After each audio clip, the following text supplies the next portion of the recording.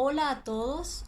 Hoy tenemos que desarrollar la unidad número 5 de nuestro programa, titulado bajo la denominación de capacidad para contratar.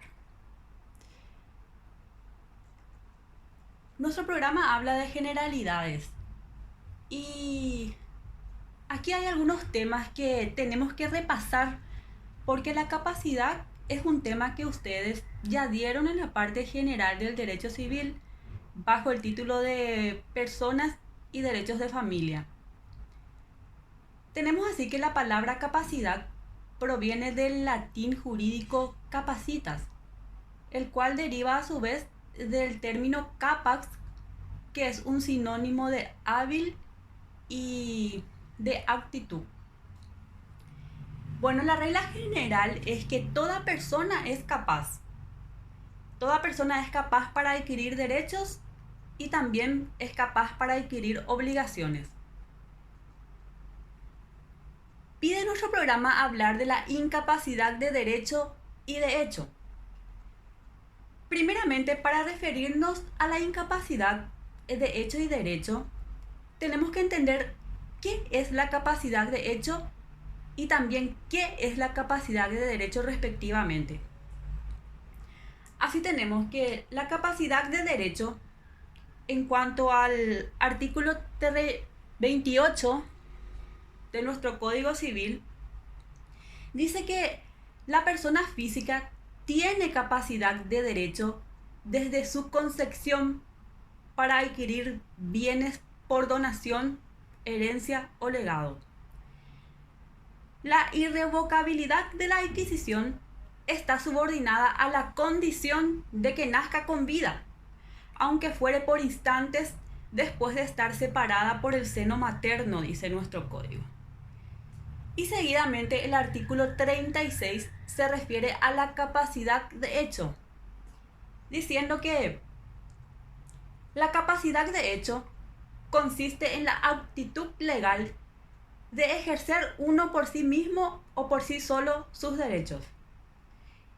Y continúa diciendo, este código reputa plenamente capaz a todo ser humano que haya cumplido 18 años de edad y no haya sido declarado incapaz judicialmente.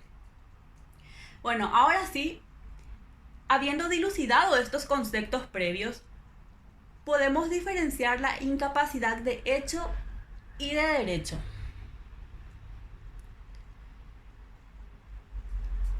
La incapacidad de derecho, ella es solamente relativa, dado que no admite la negación o no se admite la negación del derecho.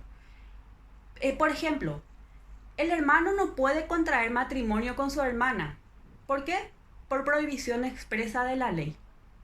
Pero sí puede contraer matrimonio con otras mujeres, con quienes no tenga tal impedimento.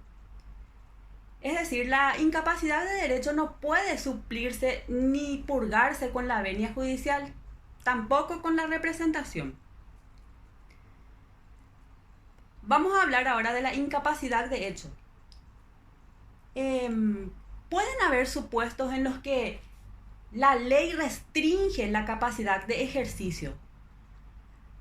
Hay casos en los que la ley restringe la capacidad de ejercicio, tal es el caso de las personas por nacer, los menores de edad, personas que tienen algún grado determinado dispuesta por la justicia, o pueden haber también supuestos de inhabilidad concreta para el ejercicio de determinados hábitos jurídicos por determinados sujetos. Por ejemplo, los jueces no pueden contratar con relación a bienes sobre los que se esté debatiendo en algún juicio en los que ellos intervengan. Lo mismo ocurre con los abogados y procuradores, etc.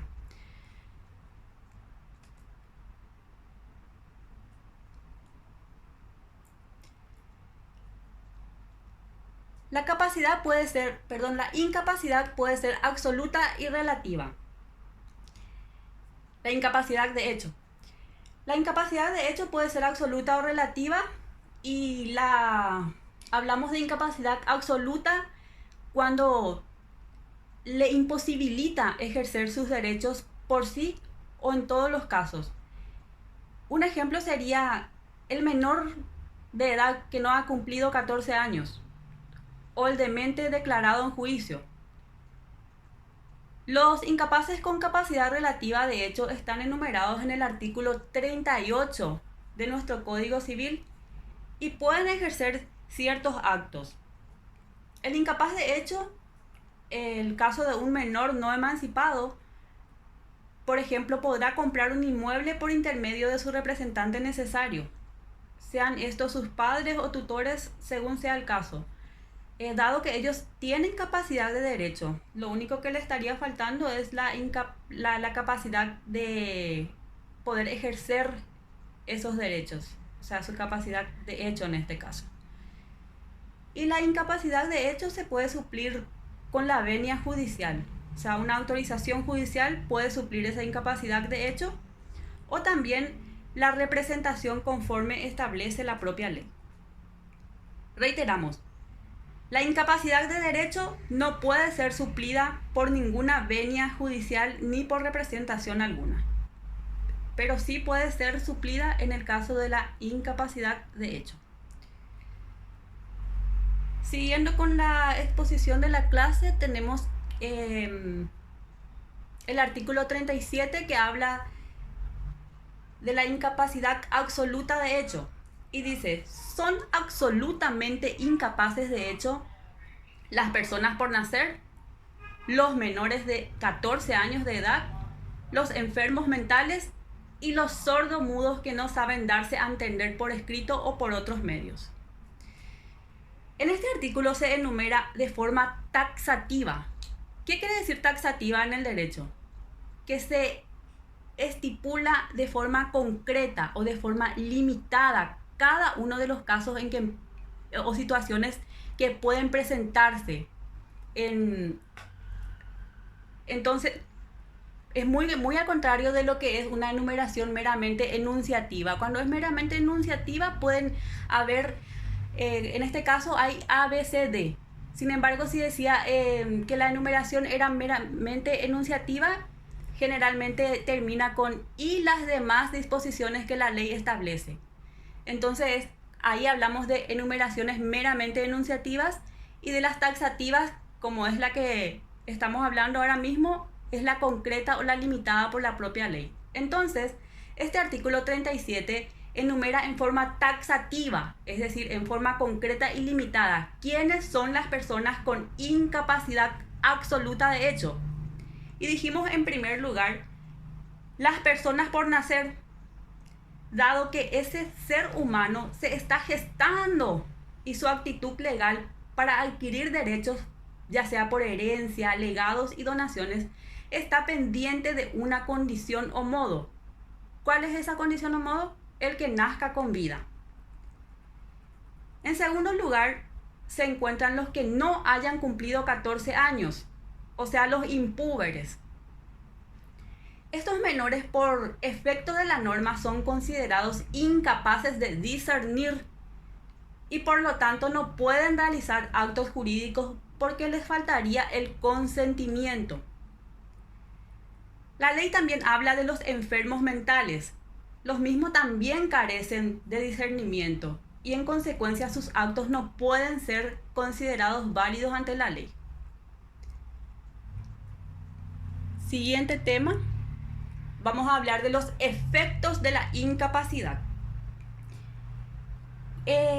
Cuando el contrato fuere celebrado con personas incapaces de derecho o incapaces de hecho, ya sea de carácter absoluto o relativo, el acto será nulo o anulable según las circunstancias planteadas por el Código Civil, que en su artículo 355 dice que las únicas nulidades que los jueces pueden declarar son las que expresa o implícitamente se establecen en este código. De este modo, siguiendo el mismo orden de idea que ya traemos desde el comienzo de esta clase, podemos traer a colación lo preceptuado en el artículo 357 que dispone: Es nulo el acto jurídico cuando lo hubiere realizado un incapaz por falta de discernimiento, si el acto o su objeto fueren ilícitos o imposibles, en caso de no revestir la forma prescrita por la ley, si dependiendo su validez de la forma instrumental fuese nulo el instrumento respectivo, y cuando el agente procediese con simulación o fraude presumido por la ley. Vamos a traer algunos ejemplos para ilustrar un poco este artículo. Puede darse el caso de que un enajenado venda animales vacunos. Ese acto será nulo, ¿por qué? Porque faltará al incapaz el discernimiento que exige la ley. Otro ejemplo del inciso C sería, dice, requiere las formalidades para los actos solemnes. Así cuando, por ejemplo, se contrata la compra de un inmueble en escritura privada, debiendo hacerlo en escritura pública. En ese caso no estaría cumpliéndose la formalidad prescrita por la ley, por lo tanto ese acto también es nulo. Otro ejemplo con respecto al inciso D, puede presentarse el siguiente ejemplo. Cuando el testamento por acto público es nulo, por haber suscrito el citado instrumento 2 testigos y no 3, como exige la ley. Y por último, cuando el agente procediese con simulación o fraude presumidos por la ley. Esto van a encontrar en el artículo 47 de la ley de quiebras, y también van a profundizar en el momento en que ustedes desarrollen esta materia. Hay una materia que se llama quiebras, no sé de qué año es, pero de que van a profundizar eso en esta materia, lo van a hacer. Y luego tenemos el artículo 358, que por su parte establece los casos en que los actos jurídicos son anulables. Y dice, son anulables los actos jurídicos cuando A. Cuando el agente obrare con incapacidad accidental, como si por cualquier causa se hallare privado de razón. B. Cuando, ejecutado por un incapaz de hecho, éste tuviese discernimiento. C. Si estuviese viciado de error, dolo, violencia o simulación. D. Cuando, dependiendo su validez de la forma instrumental, fuese anulable el instrumento respectivo. Y E.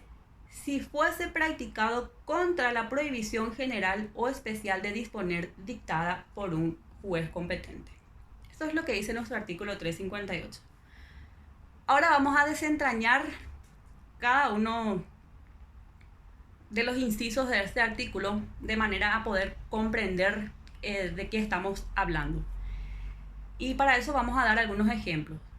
Un ejemplo de la incapacidad accidental prevista en el inciso A sería, primero que nada, incapacidad accidental es que ni es general ni es permanente esa incapacidad. Como la del interdicto, por ejemplo, que sí es permanente y sí es general. Sino que la incapacidad accidental es algo casual. Es decir, estaríamos ante el caso de la ineptitud de discernir en el momento de otorgar el acto. Sería el caso de las personas privadas del uso de la razón. Puede ser, por ejemplo, por delirio febril. Está volando en fiebre y a veces cuando volás de fiebre vos no tenés noción de lo que decís ni de lo que haces. Otro caso sería el sonambulismo, ya sea por el sonambulismo natural. Hay gente que padece esa enfermedad, o puede ser también el sonambulismo provocado por cualquier operación magnética, y también por fuertes emociones de miedo, terror, cólera o venganza, y los que hayan practicado el acto en un estado de embriaguez completa. En esos casos, los actos son anulables. Puede citarse también como ejemplo del inciso B de este artículo 358, el acto celebrado por un menor de 16 años, acto por el cual se transfiere su vehículo. Le falta capacidad de hecho, pues no ha cumplido la mayoría de edad. Para que pueda celebrar actos jurídicos tiene que tener, como sabemos, mayoría de edad, que es 18 años. Si un menor de 16 años transfiere su vehículo de propiedad, entonces le falta discernimiento y también ese acto es anulable. Otro ejemplo sería cuando el acto está viciado por error, dolo, violencia o simulación. Y también el inciso D, un ejemplo típico es el de los testamentos viciados por la inobservancia de las solemnidades. Por ejemplo, si en lugar de firmar 5 testigos en el testamento cerrado, solo firman 4 testigos. En ese caso, también adolece de una de las formalidades que la ley pide, entonces ese acto es igualmente anulable. Y por último tenemos cuando se celebra contra la prohibición general o especial de disponer dictada por el juez competente, y es el caso de los interdictos o inhabilitados. Pasamos al siguiente tema y aquí vamos a hablar de la nulidad de los contratos, quienes pueden reclamarla. El artículo 359 dice que el Ministerio Público y todos los interesados tendrán derecho para alegar la nulidad de los contratos. Y para finalizar esta unidad tenemos el último tema, que es el dolo del incapaz, el cual está previsto en el artículo 360 de nuestro Código Civil y dice: cuando un incapaz hubiere procedido con dolo para inducir a la otra parte a consentir, ni él, ni sus representantes, ni sucesores tendrán derecho a anular el acto. Si fuere menor, la simple afirmación de su mayoría de edad no le habilitará para obtener la declaración de nulidad. Entonces, la primera parte de este artículo individualiza a las personas que pueden invocar la nulidad de los actos ejecutados por el incapaz. El agente es el incapaz que padeció la prohibición de la ley, y sus representantes se refieren a los padres, a los tutores o curadores según sea el caso. Tutores si son menores de edad, curadores si son inhabilitados, si son enfermos mentales. Y por último, sus sucesores. Y cuando habla de sucesores, decimos, ¿pero a qué clase de sucesores se refiere el artículo? Y haciendo una interpretación de este artículo, es indudable que si la norma no especifica a qué tipo de sucesores se está refiriendo, debe entenderse que se refiere tanto al sucesor de una herencia como al que por cualquier modo legal adquiere la titularidad de una cosa o derecho que anteriormente pertenecía a otro. Bueno, aquí finalizamos la unidad número 5 y gracias por la atención.